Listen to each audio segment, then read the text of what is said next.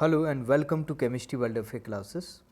Students, जैसा कि आपको पता है हम कार्बोनिल कंपाउंड्स की रिएक्शंस को देख रहे थे और ये हमारा कार्बोनिल कंपाउंड्स का 5th लेक्चर है।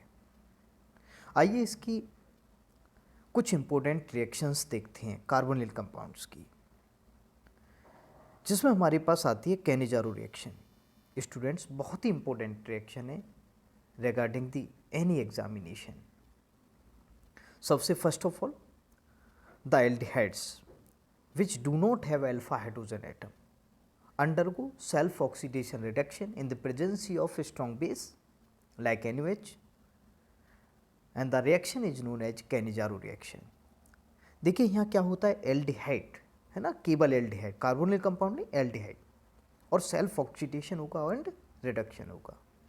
तो आपको पता है सेल्फ ऑक्सीडेशन से क्या मिलेंगे, कार्बोक्सिलिक एसिड मिलेंगे जिनमें same number of carbon atom होंगे, और सेल्फ रिडक्शन से क्या मिलेंगे, अल्कोहल जिसमें भी same number of carbon atom होंगे।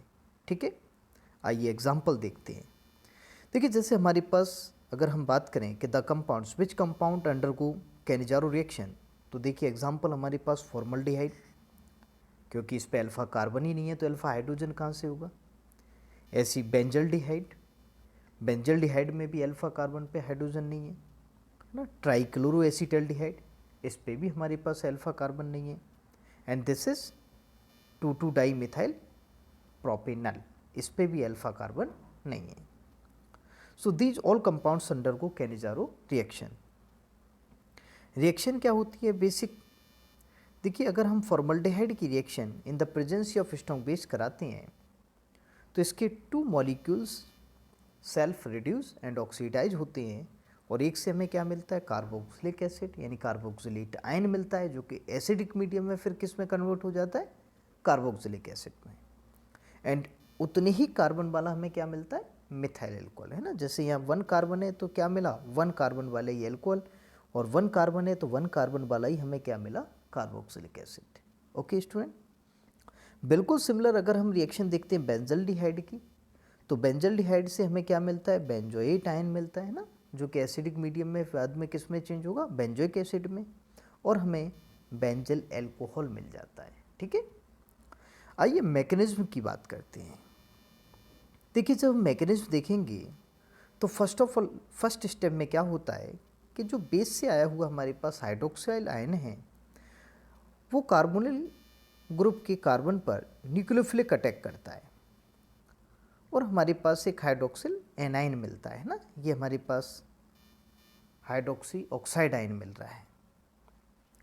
अब इसमें क्या होता है, ये अगेन दूसरे मॉलिक्यूल पर यहाँ हाइड्राइड का ट्रांसफर होगा। देखो यहाँ से ये नेगेटिव चार्ज यहाँ डबल बॉन्ड बनाएगा और यहाँ से हाइड्रोजन का ट्रांसफर होगा। देखो ये क्वेश्चन जेईई मेंस में एक बार पूछा गया है स्टूडेंट्स, इम्पोर्टेंट स्टेप है कि hydride transfer of hydride ion is the slowest step of the reaction, so this is the rate determining step of the reaction, है ना। क्वेश्चन पूछा गया था कि which step in Cannizzaro reaction is the rate determining step, so the step in which hydride is transfer, hydride ion is transfer। Okay, तो यहाँ से अगर हाइड्राइड ट्रांसफर होगा कार्बन पे तो यहाँ हमें क्या मिल जाएगा, एल्कोक्साइड आयन मिल जाएगा। जैसे यहाँ आपके सामने मिथोक्साइड आयन है और हमें कार्बोक्सिलिक एसिड मिल जाएगा।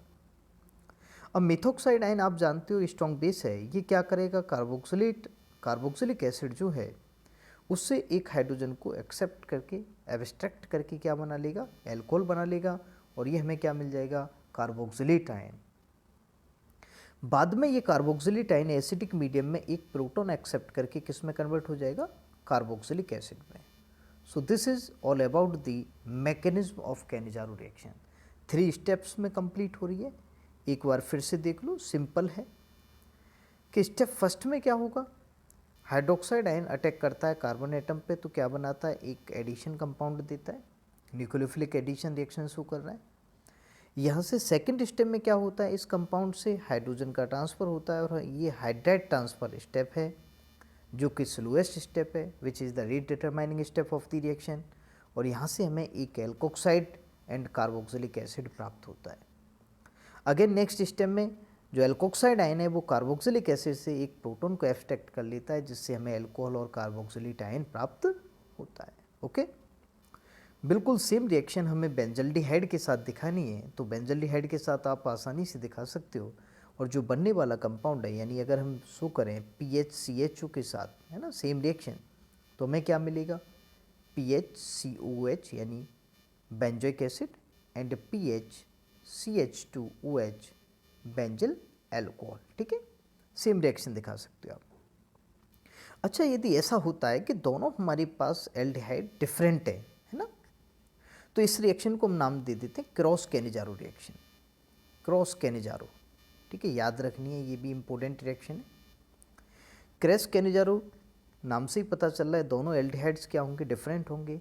अब इस टाइप में हमें क्या देखना है कि भाई किसका ऑक्सीडेशन होगा और किसका रिडक्शन होगा। तो सिंपल आपको याद रखना है, छोटे वाले एल्डिहाइड मॉलिक्यूल का क्या होता है, ऑक्सीडेशन, और जबकि बड़े वाले का क्या होता है, रिडक्शन। ठीक है, जैसे यहाँ फॉर्मल्डिहाइड का क्या हो रहा है, ऑक्सीडेशन, जबकि बेंजल्डिहाइड का क्या हो रहा है, रिडक्शन। ओके स्टूडेंट, नेक्स्ट आइए, अनदर इंपॉर्टेंट रिएक्शंस की बात करते हैं, electrophilic substitution reactions in the carbonyl compounds. तो देखिए यहाँ मैंने एग्जांपल ले रखा है बेंजल्डिहाइड का। अब आपको पता है कि ऑक्सीजन एटम की इलेक्ट्रोनेगेटिविटी कार्बन से ज़्यादा होती है, तो वो शेयरिंग इलेक्ट्रॉन्स को अपनी ओर शिफ्ट करेगा, जिससे हमारे पास यहाँ डबल बॉन्ड करेक्टर आ जाएगा। मीन्स ये वाला जो कार्बोनिल ग्रुप है ये किसकी तरह बिहेव कर रहा है, इलेक्ट्रॉन विड्रॉइंग ग्रुप की तरह बिहेव कर रहा है ना। और इलेक्ट्रॉन विड्रॉइंग ग्रुप की तरह बिहेव करने के कारण आप देख रहे हो कि रिंग में पॉजिटिव चार्ज क्रिएट हो रहा है, और वो भी किस पोजीशन पर, उसकी ऑर्थो एंड पैरा पोजीशंस पर।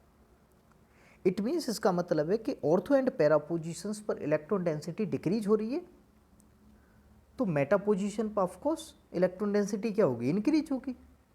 ठीक है, सिंपली पता चल रहा है हमें। तो अब आने वाला इलेक्ट्रॉन फाइल है वो कहाँ अटैक करेगा, सिंपल सी बात है, मेटा पोजीशन पर अटैक करेगा। आइए देखते हैं, यानी सब्स्टिट्यूशन रिएक्शंस बेंजल्डिहाइड में, यानी हम बेंजल्डिहाइड का एग्जांपल ले रहे हैं स्टूडेंट्स, तो बेंजल्डिहाइड में इलेक्ट्रोफिलिक सब्स्टिट्यूशन रिएक्शन किस पोजीशन पर होंगी, मेटा पोजीशन पर। कौन बता रहा है, इसकी रेजोनेटिंग स्ट्रक्चर से हमें पता चल रहा है कि ऑर्थो एंड पैरा पोजीशन पर तो पॉजिटिव चार्ज क्रिएट हो रहा है, और जहाँ पॉजिटिव चार्ज क्रिएट होगा वहाँ इलेक्ट्रोस्नेही यानी इलेक्ट्रोफिलिक रिएजेंट आके अटैक नहीं कर सकता। ओके, तो हमने रिएक्शन दिखाई है, this is the nitration reaction, कहाँ हो रहा है, मेटा पोजीशन पर नाइट्रेशन हो रहा है। बिल्कुल सिमिलर हम देख रहे हैं हेलोजिनेशन, वो भी हेलोजिनेशन कहाँ हो रहा है, मेटा पोजीशन पर हो रहा है। अच्छा, इसका एक और एग्जांपल लेते हैं, अगर हम इसी रिएक्शन को, इलेक्ट्रोफिलिक सब्स्टिट्यूशन रिएक्शन को एरोमेटिक कीटोन्स में देखना चाहें, जैसे आपके सामने ये जो एग्जांपल है एरोमेटिक कीटोन, दिस इज एसीटोफिनॉन ना, सेम कंडीशन होगी, यहाँ भी this is also electron withdrawing group. अब ये भी इलेक्ट्रॉन विड्रॉइंग ग्रुप है, तो क्या करेगा, रिंग से इलेक्ट्रॉन्स को एब्स्ट्रैक्ट करेगा, और रिंग से अगर इलेक्ट्रॉन्स को एब्स्ट्रैक्ट करेगा तो इलेक्ट्रॉन डेंसिटी कहाँ इंक्रीज होगी, वही मेटा पोजीशन पे। तो इस जिस तरह से नाइट्रेशन वहाँ भी मेटा पोजीशन पर हो रहा था बेंजल्डिहाइड में, एसीटोफिनॉन में भी मेटा पोजीशन पर होगा, और बिल्कुल सेम हेलोजिनेशन भी कहाँ होगा, मेटा पोजीशन पर होगा। तो student, this is all about the important chemical reactions of carbonyl compounds. हमने कार्बोनिल कंपाउंड्स पूरे कर चुके हैं। बिल्कुल ये कंटेंट आपके लिए NCERT बेस्ड दिया जा रहा है, जो आपके किसी भी बोर्ड एग्ज़ाम्स के लिए बिल्कुल प्रेफर करेगा, ऑल्सो नीट में भी हेल्प करेगा। बिल्कुल प्योर NCERT बेस्ड कंटेंट है।